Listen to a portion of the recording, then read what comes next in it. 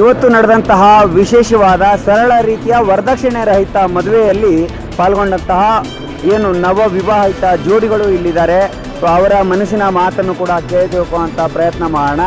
ದುಡ್ಡು ಖರ್ಚು ಮಾಡಿದ್ರೆ ಏನು ಬೇಕಾದರೂ ಕ್ಷಣಿಕ ಸುಖ, ಆದರೆ ಇಲ್ಲಿ ಜೀವನವಿಡೀ ಸುಖವಾಗಿ ಬಾಳುವಂತಹ ಪರಸ್ಪರ ಮನಸ್ಸನ್ನು ಅರ್ಥ ಮಾಡಿಕೊಂಡು ಗುರುಗಳ ಶರಣದಲ್ಲಿ, ಅವರ ಗುರುಗಳ ಶರಣದಲ್ಲಿ ಇದ್ದುಕೊಂಡು ಅವರು ಗುರುಗಳು ಹಾಕಿಕೊಟ್ಟಂತಹ ಮಾರ್ಗದರ್ಶನದಲ್ಲಿ जी ये संत रामपाल जी महाराज जी की प्रेरणा से इनकी शिक्षाओं द्वारा होता है।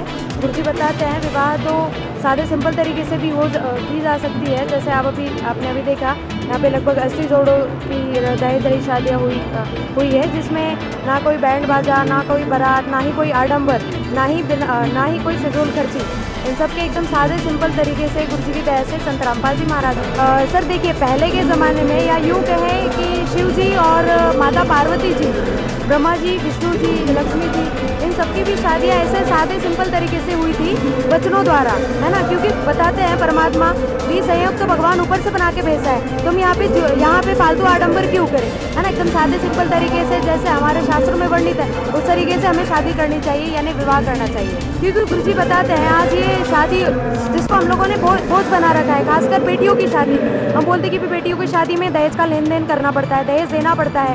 आज समाज में सारे शिक्षित है, पर फिर भी ये धारणा अभी भी है समाज में, क्योंकि बेटी है तो अभी इसका इतना खर्चा होगा, बड़ी होगी और फिर हम उनको एक बोझ के रूप में देखते हैं ना।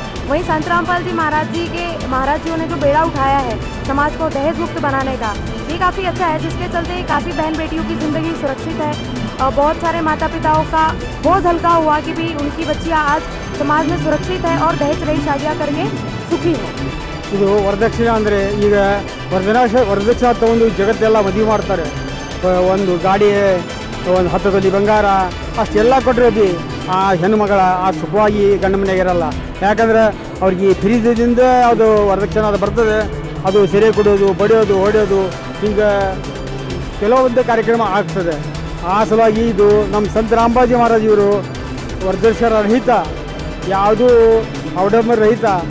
ನೋಡಿದ್ರಲ್ಲ ವೀಕ್ಷಕರೇ, ಅಂದರೆ ಇವರು ಹೇಳ್ತಾ ಇರುವಂಥದ್ದು ಎಷ್ಟೇ ಡೋಲು ಬಾಜಿ ಹಾಕ್ಕೊಂಡು ಎಷ್ಟೇ ಆಡಂಬರದಾಯಕವಾಗಿ ನಾವು ಅಂದ್ಕೊತೀವಿ, ಅಂದರೆ ಬಹಳಷ್ಟು ಇದೇ ರೀತಿ ಮದುವೆ ಮಾಡಬೇಕು, ಬೇರೆಯವ್ರು ಮಾಡಿದ್ದಾರೆ ಅಂದರೆ ಅವ್ರಿಗಿಂತ ಒಂದು ಪಟ್ಟು ಹೆಚ್ಚಿಗೆ ಮಾಡಬೇಕು, ಇವರಿಷ್ಟು ಜನಕ್ಕೆ ಊಟ ಹಾಕಬೇಕು, ಬಂದಂಥ ಅತಿಥಿಗಳಿಗೆ ಅಥವಾ ಬಂಧು ಮಿತ್ರರಿಗೆ ಇಷ್ಟೆಲ್ಲ ಐರಿ ಅಂದರೆ ಏನು ಕಾಣಿಕೆ ಕೊಡಬೇಕು, ಅದೆಲ್ಲ ಏನೇನೋ ಮಾಡ್ತಾರೆ.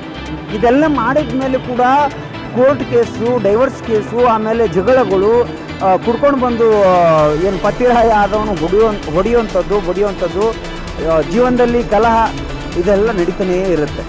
ಇದಂತೂ ಅಂದರೆ ಸಾಕಷ್ಟು ಕುಟುಂಬಗಳಲ್ಲಿ ಇದೆಲ್ಲ ಏನು ವರದಕ್ಷಿಣೆ ತೊಗೊಂಡಿರ್ತಾರೆ, ಇದೆಲ್ಲ ಬಹಳಷ್ಟು ಡೋಲುಬಾಜಿ ಹಚ್ಚಿರ್ತಾರೆ, ಎಲ್ಲ ನಡೆದಿರುತ್ತೆ. ಆದರೂ ಕೂಡ ಈ ಸಮಸ್ಯೆಗಳು ಎನ್ನುವ ಪಿಡುಗು ಮಾತ್ರ ಅವರಿಗೆ ಬಿಟ್ಟಿರಲ್ಲ. ಅವ್ರ ಮಕ್ಕಳು ಕೂಡ ಬಹಳಷ್ಟು ಕೆಟ್ಟ ದಾರಿಯಲ್ಲೇ ನಡೀತಾ ಇರ್ತಾರೆ. ಈ ರೀತಿಯ ಸಾಕಷ್ಟು ಉದಾಹರಣೆಗಳು ಸಮಾಜದಲ್ಲಿ ಕಾಣಸಿಗುತ್ತೆ. ಆದರೆ ಸತ್ಯಲೋಕ ಆಶ್ರಮದಲ್ಲಿ ಇದು ಯಾವುದು ನಡೆಯಲ್ಲ. ಏನು ತವರ ಮನೆಯಲ್ಲಿ ಯಾವ ರೀತಿ ಮಗಳ ಸ್ಥಾನದಲ್ಲಿ ಇರ್ತಾರೋ, ಗಂಡನ ಮನೆಯಲ್ಲಿ ಕೂಡ ಅಷ್ಟೇ ಪ್ರೀತಿಯಲ್ಲಿ ಅವರು ಬೆಳೀತಾರೆ, ಅವರು ಸಾಯೋ ತನಕ ಅಷ್ಟೇ ಪ್ರೀತಿಯಲ್ಲಿ ಇರ್ತಾರೆ. ಭಕ್ತಿ ಏನು ಸದ್ಭಕ್ತಿಯಲ್ಲಿ ಸತ್ಯಭಕ್ತಿಯನ್ನು ಮಾಡಿಕೊಂಡು ಇಬ್ಬರು ದಂಪತಿಗಳಾದಂಥವರು ಜೀವನವಿಡೀ ಇರ್ತಾರೆ ಅನ್ನುವಂತಹ ಮಾತುಗಳನ್ನು ಅವರ ಮಾತುಗಳಲ್ಲಿ ವ್ಯಕ್ತಪಡಿಸಿದ್ರು. ಇದರ ಬಗ್ಗೆ ವಿಶೇಷವಾಗಿ ನೀವೇನಂತೀರಿ, ನಿಮ್ಮ ಮನಸ್ಸಿನ ಮಾತನ್ನು ಕಮೆಂಟ್ ಮುಖಾಂತರ ತಿಳಿಸಿ ಅಂತ ಹೇಳ್ತಾ ಮತ್ತೆ ಸಿಗೋಣ ಮುಂದಿನ ಸುದ್ದಿಯಲ್ಲಿ. ನಮಸ್ಕಾರ, ಧನ್ಯವಾದಗಳು ವೀಕ್ಷಕರೇ.